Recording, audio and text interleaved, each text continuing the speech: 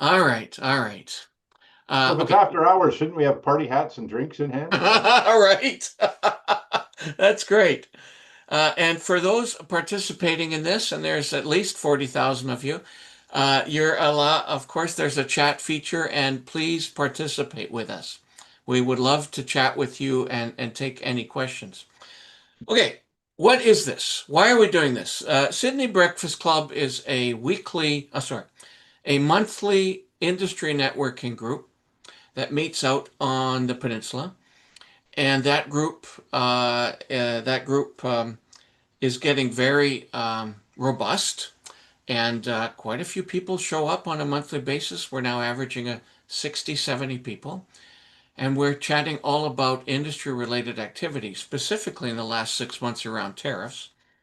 And so there's really the meeting time is an hour and a half. So between everyone eating, everyone introducing themselves, and the speakers, there's really not much time to get into the meat and potatoes of some of these topics. So we decided to set this up and start to get into the meat and potatoes of key industry issues, not only on the peninsula, but Lower Vancouver Island. And at their last meeting, we had a South Island Prosperity Partnership representatives talking about how their survey work for the last 6 months, a summary of their survey work. And it was interesting that there wasn't a lot around food security or agriculture that was brought up by you, John.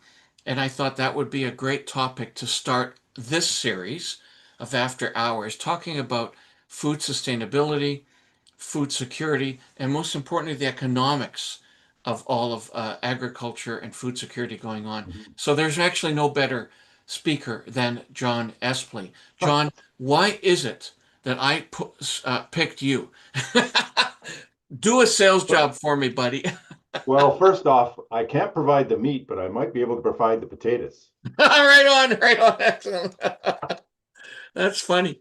So the reason we're doing this, reason John has asked me to speak is because I'm one of the co-founders of the brand new Blenkinsop Community Agricultural Centre, which, as far as we can find, it's the first of this size combination community garden and community farm plot privately funded enterprise in Canada. We can't find anything exactly like this in Canada.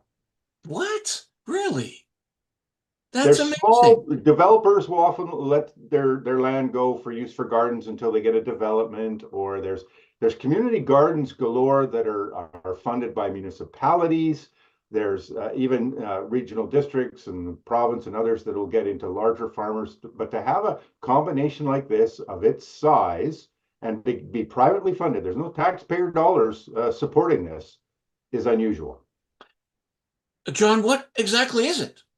Explain to us to like folks like me who don't know what you're doing. I love the name. I know it has to do with agriculture, but yeah. So my business partner and I bought 14 acres of farmland in the Blenkinsop Valley, which is a prime example of urban farming. We have some great farming in that valley, right in the center of the big city of Victoria. Then that's one unique piece, by the way. Most of the community gardens are done on land that, oh well, we don't need this land. It's not, it hasn't been farmed before. It's just, I don't want to say junk land, but it's not proper agricultural land, as opposed to what we've created is on farmland, has been a farm there for generations. So it's pretty special. So we've bought the 14 acres. We've divided it up. Our first go around, we've got 470 community garden plots of 5 foot by 10 foot each. And then we have a whack of 1/8, 1/4, or 1/2 acre plots for those who want to farm and do more with what they're growing. Where uh did this where did you determine there was demand for this, John? Like that comes to, why? Like, are people beating down the doors to get these plots or what? Yeah, well, it's interesting. My business partner owns Tough Turf, which actually is on one corner of our property and Mhm. services the plots with their soils and compost and other supplies. But he's had that for a while, working with the owner of the agricultural land, of course, where he's sitting. And we talked about what more can we do with this land, because the owner of the agricultural land wasn't making any money. He was leasing it out. He wanted to retire. He'd been a farmer long enough, and he's leasing it out and really wasn't making any money, barely paying the taxes on things. So what could we do better? So we looked into how do we turn this into a community amenity? And investigating community gardens, not just in Victoria, but around the province, hundreds on the waiting list. One large one that we work with in Vancouver, 4 years minimum wait list just to get a small Oh, community get garden out of here. plot. Really? And then for farmers, there are programs that'll help inexperienced farmers, or pardon me, that'll match farmers with land, but you have to have experience. Well, where do you get experience? Well, again, with us, you can rent the eighth, quarter, half acre. We don't demand that you have experience. And on top of that, we provide a lot of the equipment that they can just pay us a service fee. We bought a tractor and all the rototilling equipment and so on. So they pay us a Yes. small fee. We come out and do that. They don't have to invest the tens, well, hundreds of thousands that we did. So they can get started. And hopefully, if they say, we want to grow, now they can say we have experience. Um, okay. Thank you very much. Such a great service for the community. I'm glad that it's working out. Let's let's start getting into some of the issues around food security. First of all, there's a perception by people. Okay, I'm going to now assume that I don't know anything about this topic. In fact, I don't. And so I'm going to ask some very on the street type questions. Okay. When I first heard the term food security, I thought it talked about fencing. Oh, I see. Right on. Having spent my teen years in the Fraser Valley and farm country, I thought, oh, food security. Yeah, you need an electric fence. Fascinating. When I drive my vehicle to the ferry, okay, I live in town, and I start to hit the peninsula, it looks like there's a ton of land. A ton of land. If you even come off the highway, there is a bunch of farmland out there. And my gut sense is that there's so much food being farmed that there's enough for all of us. And I've since learned over the years that that's not the case. Can you give us a sense of sort of some of the practicality of land availability, the farming, and how much food is that producing for us in terms of percentages? Well, again, the stats and who you talk to vary, but my research is anywheres from a high of 10% to some of the farmers will say as low as 4% of the ALR land on Vancouver Island is actually used for farming, to feed our people. Yeah. What? So we have all this protected land. The government's done a great job in protecting the land, but it's not being used or utilized to the extent that it could. So that's problem number one, right? And that's a part of what we discovered, right? That the land just, one crop or yes, we need to feed our animals hay, but we can't grow hay on everything, right? You and I can't eat hay. We have to have a variety of products. Plus, when you have a variety of products on the land, that also helps the land over time. So but commercial farming, this is where you get the difference between a large commercial farm and the small individual farms. There's a benefit to both. We need both. And right now, we don't really have a lot of both. The smaller farms that are producing a lot of the produce or the agriculture, especially locally, are, for many reasons, economic, government, you name it, are struggling, and it's a problem, and we need to help that. So the other thing to realize is where, especially for us on the island, like for BC, we can say a lot of our produce comes from California, and that has its positives, negatives. Certainly with the US administration, there's challenges, but for the island, it's even more important. We get everything, because we don't grow it here, we get everything by boat. Now, what happens if there's a problem, if there's a strike, if there's bad weather, whatever it is, again, statistics, 2 to 3 days supply of food here. We used to have things. Let's go into the meat part of the discussion. I remember in Langford, there used to be the Lily Dale processing. We used to process a lot of beef on the island. All that moved to the Lower Mainland or to Alberta and beyond to centralize, which commercially, I get big business. but it doesn't help us for local food security. If something cuts us off, you and I are eating hay. So let's just repeat this. So there's a sense that the land that's around us that's being farmed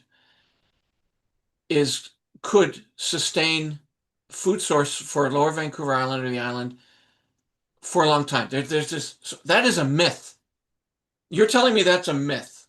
Yes. And that in de facto, that of the land available that's currently being farmed, about 10% of it is actually food for the region, or you mean they're shipping 90% of it out? Not a lot. We don't grow a lot on the island that's getting shipped out, from my knowledge. Now, there's a lot of people more involved in farming than I am. But we don't grow a lot that's being shipped out necessarily, other than I believe the dairy is one that gets shipped out a lot. Right, right.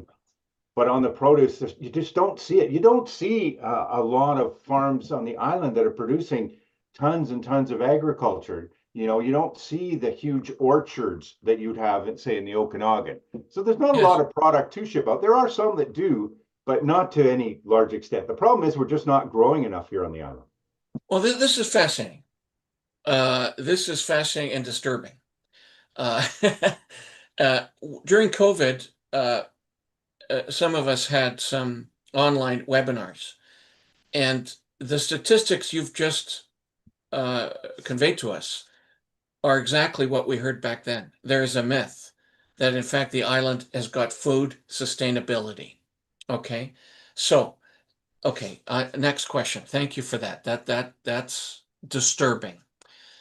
Now, what I've also heard is the business models around agriculture and creating food are starting to not work. We've had farmers own lots of land, especially on the peninsula, for maybe 20, 30 years, maybe more. The model for that is now broken because of obviously growth and population and the need for housing. And so, because of that high demand for housing, that land, even if it's in the ALR, is starting to get very expensive. And therefore, as these farmers start to get into retirement age, and they think about moving this land or selling it to somebody, young people who wish to be farmers cannot afford the land. So we're stuck with there's going to be a gap in which the land simply won't be used for agriculture. Have you heard that? Can you? Well, absolutely. I mean, some of the things we run into, and you sort of see, and the ALR or ALC actually has made some adjustments to their credit, where you'll see a lot of farmland where they have some sort of retail operation in a corner of it. The best example everyone will understand is a winery.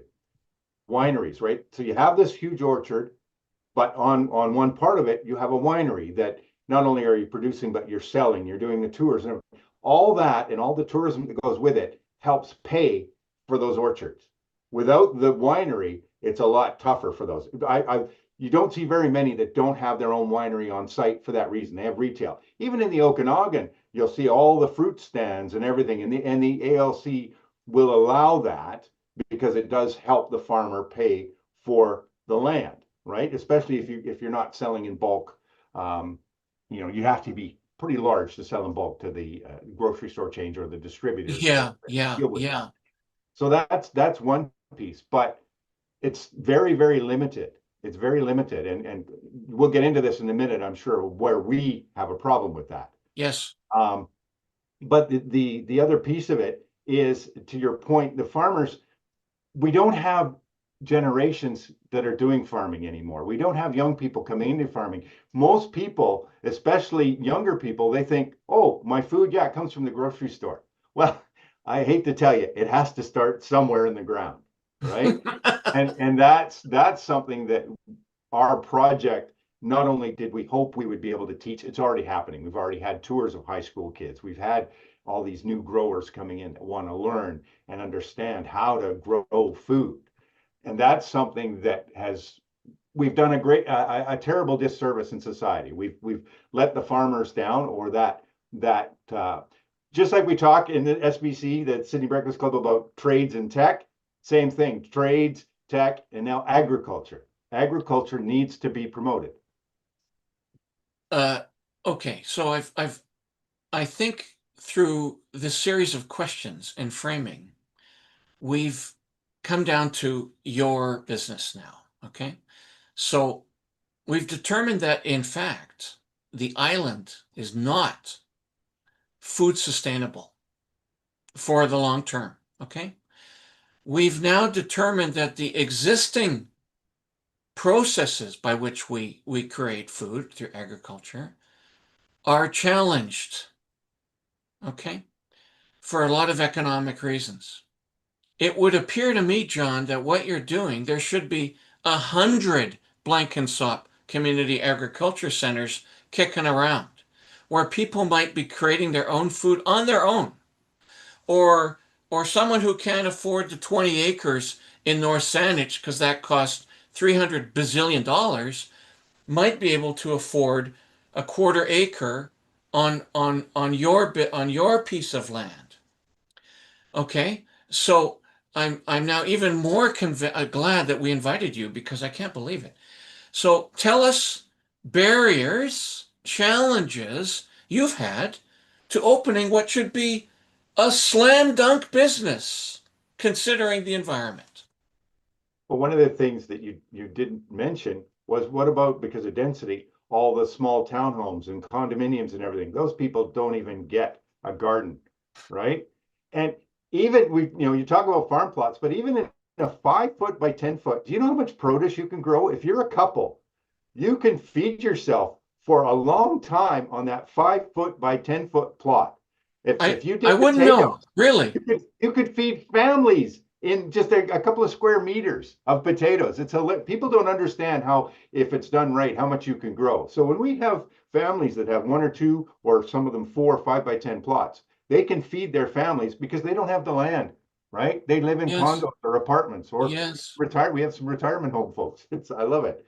And then when you get to the farmers, the 8.25 acres, now you can feed multiple families or multiple groups, or not Or in for a profit. business.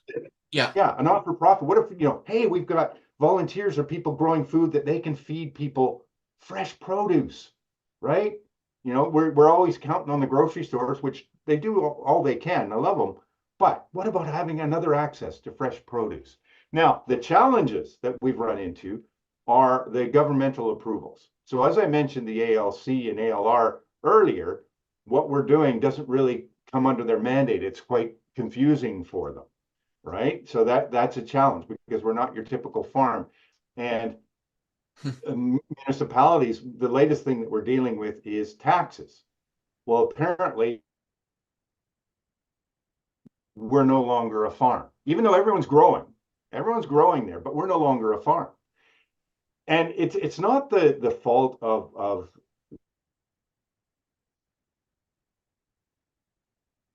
programs themselves. We froze a bit there. Did you get all We that? did. Sorry. Can you start again? It's not the fault of. Well, I was saying the fault of, it's not the fault of the staff in the various levels of government that have to deal with it. It's the way we've designed the program. And in our case, we didn't think we'd be doing this, but we're breaking ground. We've created something new where they're going to have to create. Oh, darn. John, and for the happen. viewers, sorry, you're Designated a freezing. farm. Sorry, you're freezing. Hold on a sec. So just for the viewers that are watching and for our own purposes, so we're on a Zoom call that is now transmitting live onto YouTube. So we're sort of piggybacking. So inevitably, we're going to get some bandwidth issues, I suspect. So I'm sorry about that. We were quite smooth there up until a few minutes ago. So how about you start again, John? I'm sorry.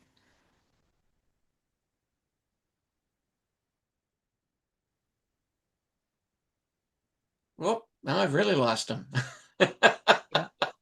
I got a message that my net connection was unstable, and I'm hardwired, so Wow. Okay. Could be things happening. I've been posting into the chat some things that have come up, like John's website is in there, and then Okay. the link to the ALC, the Agriculture Land Yes. Commission, Well, and the link to the Sidney. Breakfast Club. Now I'm losing you. Okay. Well, this is excellent experience. I think I got John back. Sorry, John. I hear you, but you're frozen. Oh, Oh, okay. now you're moving. There we go. Okay. Interesting. So we're at about the 20-minute mark. And you know what I'm going to do is I'm going to help out. I'm going to help out Zoom, and John, if you could do the same. And I'm going to uh, I'm going to hide myself here, and see if that will. Whoops. Can you guys hear me? Yes. Okay. Well, I've hid my video. All right. Well, we're having some technical difficulties. I don't want to. I want to bring myself back. How do I do that? I'm going to go to hide self view, so you should still see me. Show self view. Okay. Yep. And now we've I've gone lost blank. myself, and I think that Our live YouTube has just become a radio program. right. John, can you hear us? I There can we hear go. you. Can you hear me? Yes. All right. Okay, well, that's why Can I we do continue? this.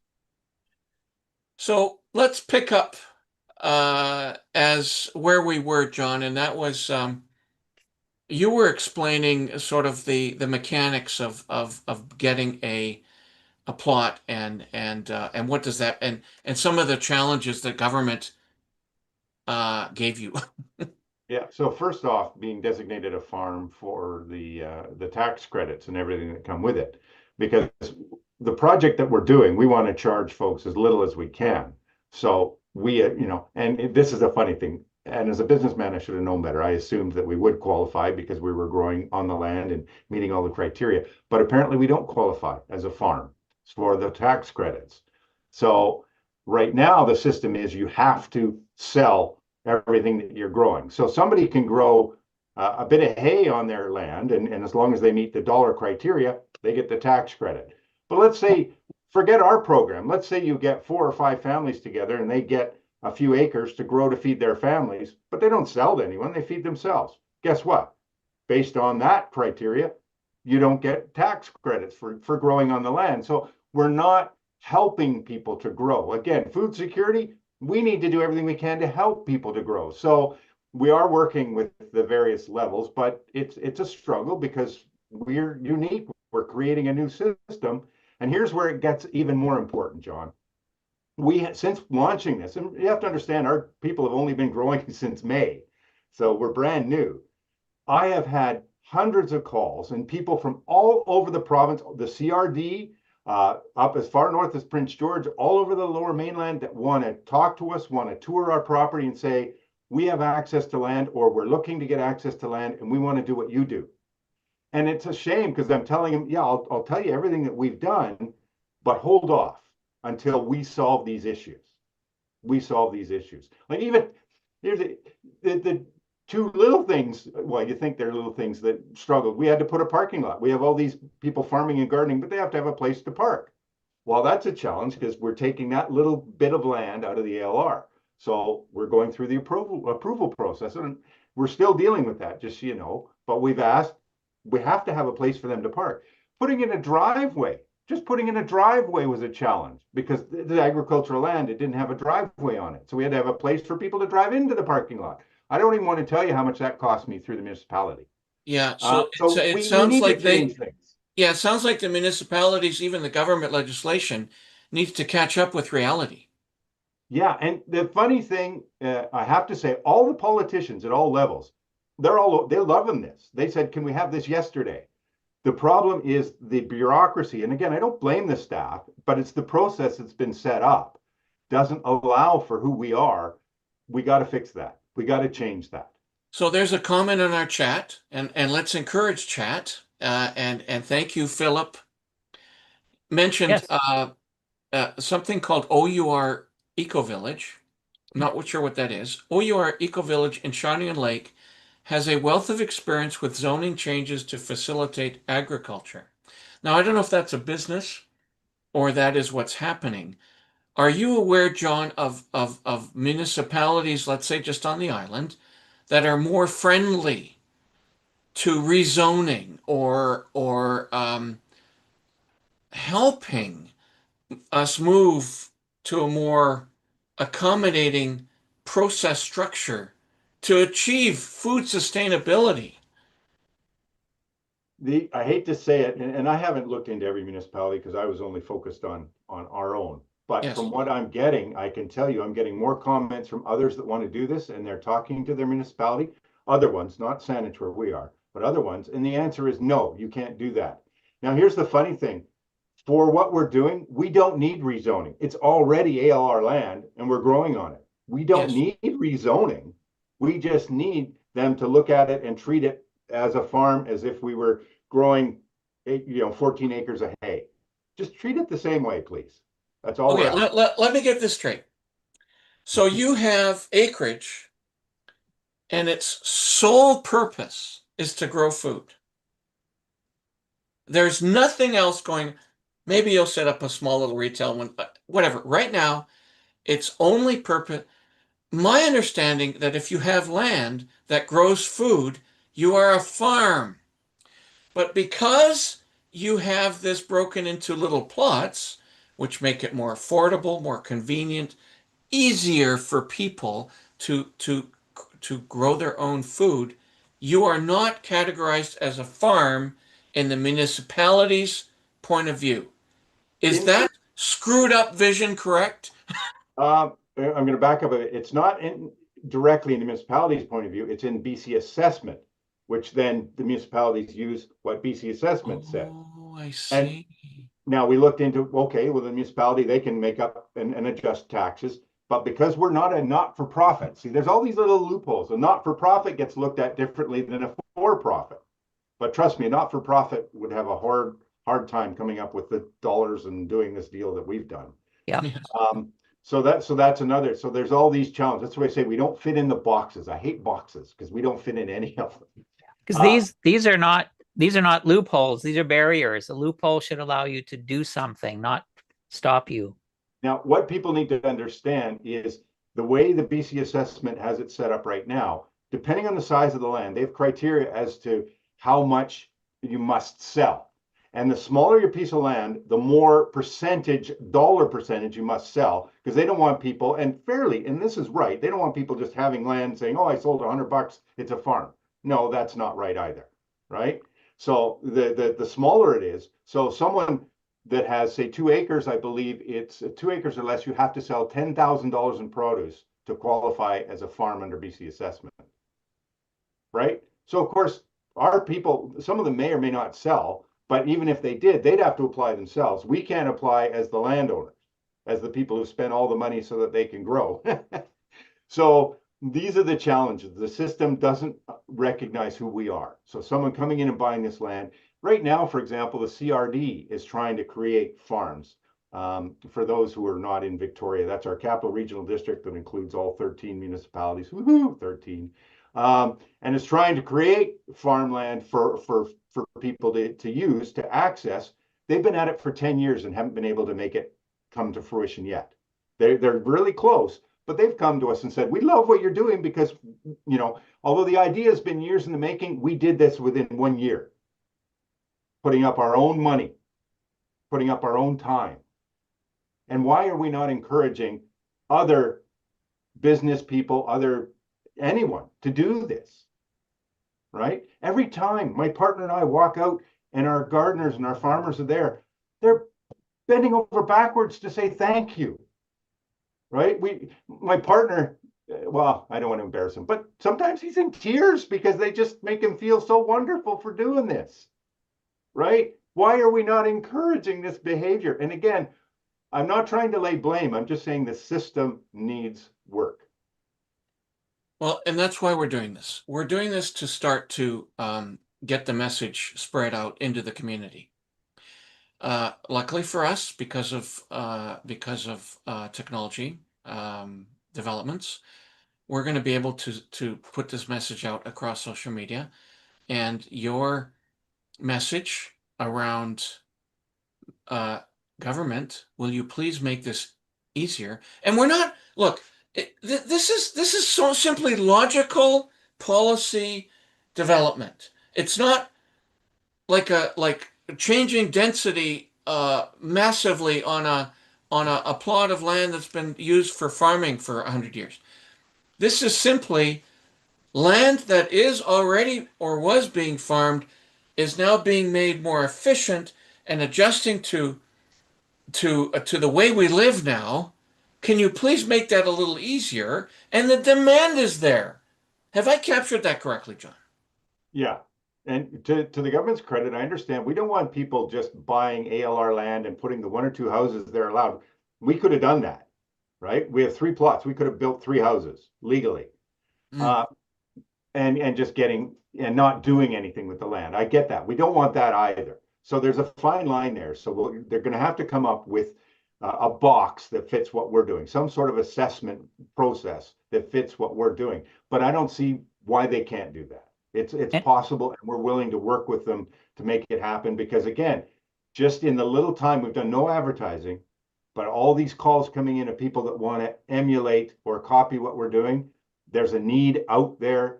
We can grow for our communities locally. We won't have to rely on faraway places. So if we have transportation or tariff issues, we don't have to rely on that. We can do more. And it's not just a case of getting an exemption, because an exemption for you will not solve the issue for the people in the rest of the province. I've had that conversation. Again, I'm working with the Ministry of Agriculture, although it's the Ministry of Finance that actually controls the tax side of it. But all the approvals and everything, yeah, if we could have something province-wide, then it's easy. I'd like to call it a Made in BC program. Let's have a Made in BC or a Made in Blenkinsop program that covers everyone in the province. It gives the municipalities some guidelines. Here's what they need. Sets the tax rate. So here's what you're going to have to do to assess this property, and it's fine. Let's get that created. And I don't see why we can't. I don't see why it needs to take 10 years. I haven't been told that, but just John, you and I have been dealing with government for a long time. Let's not take 10 years, right? Let's get it done now. But the need is now. This is very encouraging. From a framework of that was somewhat discouraging. This is very encouraging. You're a visionary, John, and really appreciate what you're doing. I know likely you and your partners have put a fair amount of money. There's things that have to be done to do this, and we now need government to start accommodating visionary businesses, especially in core businesses like food production. Oh my God. So listen, we want to be respectful to the bazillion people who are watching. Thanks to all of you. Thank you for your patience while we had a little glitch there in the middle. That'll be fascinating to know why that happened. But we are at the half an hour mark, and we should likely say goodbye to everybody. But John, do you have some final words? Or one thing here? Yeah, of course. One thing that's even bigger scale than what we're talking about. For people who don't know, Cascadia seaweed here on the island, and I was told I could say this, their approval to get their products for use in agriculture in California, which is one of the strictest agricultural places going, took 90 days. To my knowledge, it's a year and they still don't have approval in Canada. Oh, what? No! You can clarify that with them. I hope I'm not speaking out of turn, but they told me, I could say I think this, we heard the same SBC. thing at the Sidney Breakfast Club. We heard the same. 6 months ago. 6 months ago, they said it had been a year and a half. So if it's still not in place, it's 2 years. 90 days in California, which is the strictest agriculture. You got to go through when you're driving in. You can't take in an orange. Well, as a great closing remark, Philip on our chat says, we need to convey the urgency before the shelves go empty. Yes. Okay, thank you, Philip, for watching. Yeah, one thought on that too is this takes time. It's not like, say, when the lockdown happened, that businesses, some of them had to pivot and realize, okay, we got a few days to switch or start manufacturing something, food takes time to grow. So in if the boats stop, we will be turning to, I won't say cannibalism, but it can take weeks to start getting something going. Absolutely. John Espley, thank you very much. Shawn O'Hara, by the way, Shawn, I didn't allow you to introduce yourself. My apologies. I'll get better at this. Okay. Shawn is a brilliant digital marketer. His company provides digital marketing services to clients all across the region. John, thank you. And we're gonna talk about this again in the fall. I hope that you will join us. I love it. And thank you for what you're doing, helping all these businesses out, John. Sidney Breakfast Club is doing an incredible job, and I learned so much at every meeting. I really do enjoy it. Well, folks are going to learn from this. I'm now going to end the stream, and let's hope that happens. I'm not going to end the Zoom call. So take care, everyone. Philip, thank you for your contribution. See you next time.